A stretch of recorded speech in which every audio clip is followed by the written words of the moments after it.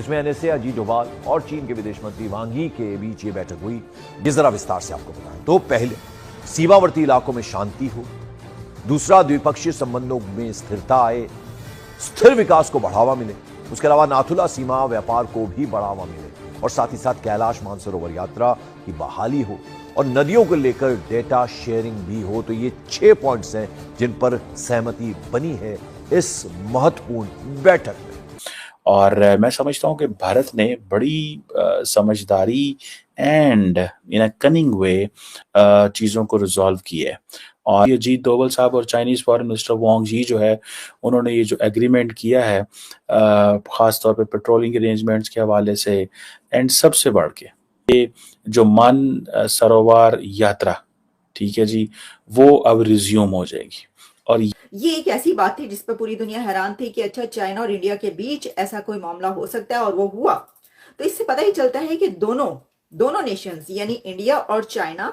जो है वो कुछ पीछे हटे और फिर दोनों ने कुछ आगे बढ़कर एक दूसरे के साथ मामला तय किए। जो लोग बहुत प्रसन्न हो रहे थे ये सोच सोच के कि भाई चीन जो है वो भारत को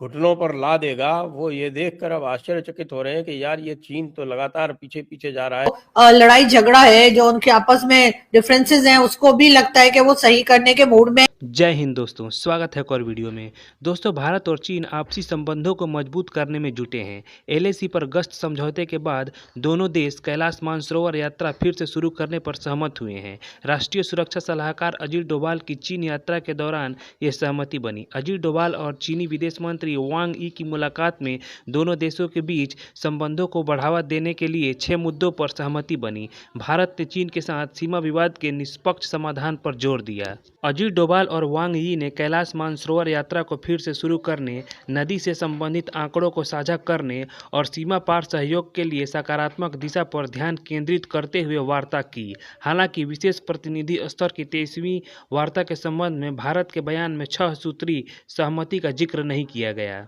जिसका वार्ता के अंत में चीनी पक्ष के बयान में किया गया था। दोस्तों, एक बड़ी अनप्रेसिडेंटेड सी चीज़ हो रही है जिसको कहा यह जा रहा है कि वो जिसे कहते हैं ना, हार्ड अर्न्ड पीस। भारत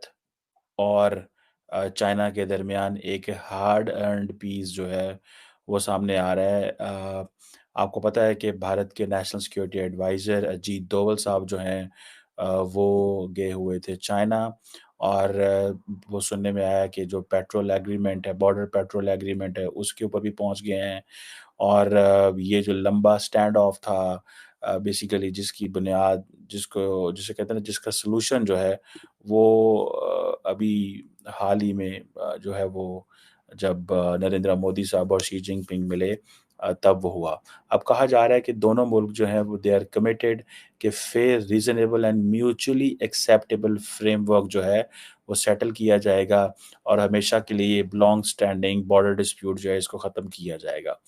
और मैं समझता हूँ कि भारत ने बड़ी समझदारी एंड इन अ कनिंग वे चीज़ों को रिजॉल्व किया है। और वो किसी किस्म की, वो जिसे कहते हैं ना, जो जिंगोइज्म आ रही थी, एक तरफ जो इंडिया जो जिंगोइज्म दिखा रहा था, लेकिन on the country back channel अपने जो मुज़ाकरात है वो टेबल से नहीं उतर रहा था, टेबल से नीचे नहीं उतरा, टेबल से नीचे नहीं हटा, और उन्होंने सोचा कि मामलात को ठीक करना ही है, ज़रूरी है। अभी अजीत डोभाल साहब और चाइनीज़ फॉरेन मिनिस्टर वांग यी जो है, उन्होंने ये जो एग्रीमेंट किया है ख़ास तौर पे पेट्रोलिंग अरेंजमेंट्स के हवाले से, एंड सबसे बढ़ के द मोस्ट इम्पॉर्टेंट थिंग, जो कि जिसे कहते हैं ना कि इंडियंस के लिए वो बड़ी चीज़ है, वो ये है कि जो सरोवर यात्रा, ठीक है जी, वो अब रिज़्यूम हो जाएगी। और ये जो बेसिकली जो मानसरोवर यात्रा जो है, ये एक ट्रांस बॉर्डर, ज़ाहिर बात है, along with the trans border river cooperation, ये एक वो जो 6 कंसेंसस एरियाज़ हैं उनमें से एक है। सो इसी तरह जो एक नथुला बॉर्डर ट्रेड है वो भी अब शुरू होगी। सो ये आप समझ लें कि दोनों मुल्क जो हैं वो ये कह रहे हैं कि हमें इन मामलात को इमीडिएटली सॉल्व करना है। और इसके ऊपर बढ़ के अगर देखा जाए, तो इंडिया जो है उसको एक एडवांटेज ये भी मिला है कि चाइनीज़ की जो गुडविल है वो सामने नज़र आ रही है। उसकी वजह ये है कि इंडियन जो नेशनल सिक्योरिटी एडवाइज़र थे अजीत डोवल साहब, जब वो चाइना गए तो उनको चाइना के जो वाइस प्रेसिडेंट हैं हान जैंग, उन्होंने भी मुलाकात की। ये भी बहुत सारे लोगों का कहना ये है कि ये एक इम्पॉर्टेंट चीज़ है और ये आप समझ लें कि जो स्पेशल रिप्रेजेंटेटिव हैं, इनकी मीटिंग, फैसले लेना और प्राइम मिनिस्टर्स के पीछे से सपोर्ट मौजूद होना और इस चीज़ को फाइनल करना कि जी fair, reasonable, mutually acceptable solution जो है वो दोनों मुल्कों को मिलेगा। ये एक जिसे कहेंगे ना, इसको तमाम दुनिया बड़ी हैरानगी से देख रही है। एक बात तो पक्की है, वो ये है कि जो लोग बहुत प्रसन्न हो रहे थे ये सोच सोच के कि भाई चीन जो है वो भारत को घुटनों पर ला देगा, वो ये देखकर अब आश्चर्यचकित हो रहे हैं कि यार ये चीन तो लगातार पीछे पीछे जा रहा है। जिन लोगों ने ये संभावना व्यक्त की थी, आपको ध्यान है, लोग बहुत चिल्लाए थे कि अरे ये सब कुछ नहीं है, ये सब दिखावा है, ये जो चीन ने कहा है कि साहब कि हम पीछे हट जाएंगे और म्यूचुअल विड्रॉल हो जाएगा, ये सब दिखावा है, ऐसा कुछ भी नहीं है, ये भारत जो है वो गलत बयानी कर रहा है। जी, उसके कुछ ही दिनों बाद ये पिक्चर्स आ गई, वीडियोस आ गए, ये दिखा कि हाँ भाई चीन तो वाकई वापस चला गया है और वापस जाके और जो तेप्सांग एरिया में, जो नॉर्थ लद्दाख में है, नॉर्थ वेस्ट लद्दाख में है, काराकोरम पास के नीचे वाला जो क्षेत्र है देप्सांग एरिया, उस देप्सांग एरिया में और जो ट्राई जंक्शन था जहाँ पे झगड़ा चल रहा था, जिसकी वजह से 3 पेट्रोल पॉइंट रुके हुए थे, वहां से साफ दिखाया गया कि भाई ये पीछे चला गया, ये लोग। इसी तरह से देमचोक एरिया में पीछे चला गया। अब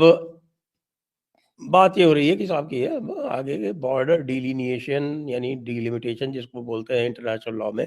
बॉर्डर डिलिमिटेशन और डिमार्केशन की आगे बात चलाई जाए, बॉर्डर टॉक्स जो है वो रिज्यूम हो। तो आप ये देखिए कि आज मतलब जब हम बात कर रहे हैं तो बीजिंग में ये कल डिक्लेरेशन हो गया और ये डिक्लेरेशन हो गया वांग यी जो उनके स्पेशल रिप्रेजेंटेटिव है और हमारी तरफ से एनएसए अजीत डोवाल, उनको दोनों की मीटिंग हुई वहाँ पर, उन दोनों की मीटिंग होके और एक पूरा डिक्लेरेशन सामने आ गया और डिक्लेरेशन में बहुत सारी चीज़ें बता दी गई और ये भी है कि साहब कि वो कैलाश मानसरोवर यात्रा जो पहले चल रही थी वो रिज्यूम हो जाएगी, जो बॉर्डर के टॉक्स चल रहे थे वो चलते रहेंगे और जो पहले जो एग्रीमेंट्स हुए थे जिनका कि भारत ये कह रहा था कि भाई चीन ने वायलेशन किया है और चीन के वायलेशन के कारण ही समस्याएं उत्पन्न हुई हैं ईस्ट लद्दाख में, वो सारी चीज़ें उसमें आ गई। लेकिन जो खास बात नोट करने वाली है वो ये है कि चीन की तरफ से ये सारी बातें मान ली गई जो पहले चला करती थी 2019 के पहले, लेकिन भारत ने जो भी आर्थिक क्षेत्र में जो भी प्रतिबंध लगाए हैं उन पर भारत ने कुछ नहीं कहा, वो अलग है। जैसा कि लगातार ये कहा जाता रहा है कि भाई ये जो बॉर्डर का इशू है वो जो ट्रेड के इश्यूज हैं उनसे अलग है। ये बार बार कहते हैं कि साहब कि हम इतने परिपक्व हैं दोनों देश कि हम ट्रेड को और बॉर्डर को अलग अलग हैंडल कर सकते हैं, तो बिल्कुल अलग अलग हैंडल कर रहे हैं। भारत ने ट्रेड के फ्रंट में कोई कंसेशन नहीं दिया, जितने भी प्रतिबंध लगाए थे वो वैसे की वैसे है। केवल ये आपको ध्यान हो कि पिछली बार के बजट में थोड़ा सा ये कंसेशन दे दिया था कि हाँ भाई आप लोग जो है वो निवेश कर सकते हैं कुछ क्षेत्रों में।